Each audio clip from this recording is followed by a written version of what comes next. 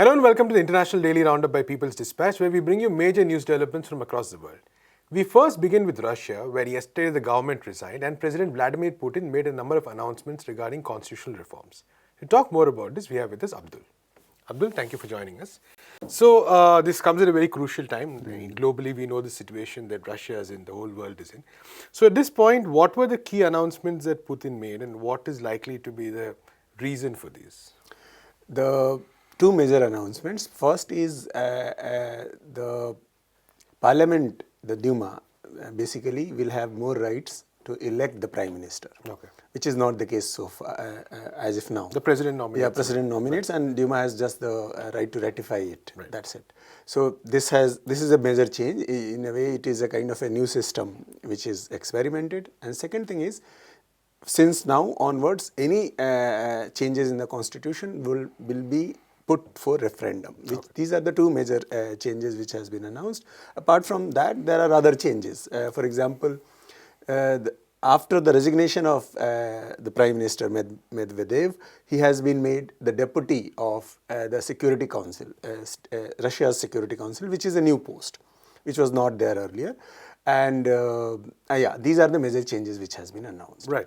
So there are term limits on Putin. I think by 2024, if I'm not mistaken, he cannot contest next time for president. So is this in some way an attempt to sort of, say, cement his legacy or even to continue ruling in some other form, or what is likely to happen? There are speculations in international media. If you see, there are people are saying that this is a way of kind of to help Putin continue even after 2024.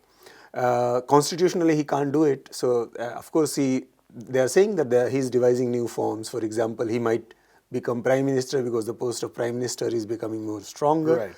Or he can continue as the head of the Security Council and he's grooming Medvedev to become the president. There are other speculations, but I think these are all speculations as of now. Right. We cannot say anything firmly about it. In fact, the opposition in Russia is also welcoming the reforms. So, given that context, given the harshness of political opposition to Putin and the way they are welcoming it, I don't think we should speculate whether this is a way of Putin continuing in power for after 2024. Right. And is it likely to lead to a strengthening of the democratic system in Russia itself, which has not been in the best of shape in recent times? If you ask me, I'll say yes, because as if now, president is the sole powerful body in Russian political system, which has been basically has been the target of various criticisms that the president in Russia is too powerful, which kind of makes president dictator. So these are the allegations which have been made. So if there are two, by and large, equally powerful institutions, that will help in check and balances, what we call the check and balances, which is the characteristic of most of the liberal democracies in the world, to emerge in Russia. So of course, if there are two constitutionally powerful bodies, and they will help each other restrained if they are going beyond their constitutional limits. So if in the long term, I think it's possible. Hypothetically, and in the long term, it might help. Right. Thank you so much, Abdul. In our next story, the United States House of Representatives submitted 2 articles of impeachment against President Donald Trump on January 16th. This marks a continuation of the process in which the House of Representatives, which is dominated by the Democratic Party, has sought to impeach President Donald Trump.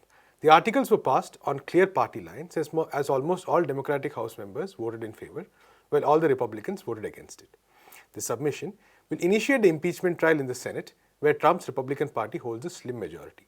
It's important to remember that for the Senate to impeach Trump, the motion has to pass by a 2/3 majority. The House has also appointed a 7-member prosecution team called House Managers, led by veteran Democrat and chairman of the House Intelligence Committee, Adam Schiff, to argue for Trump's removal from office.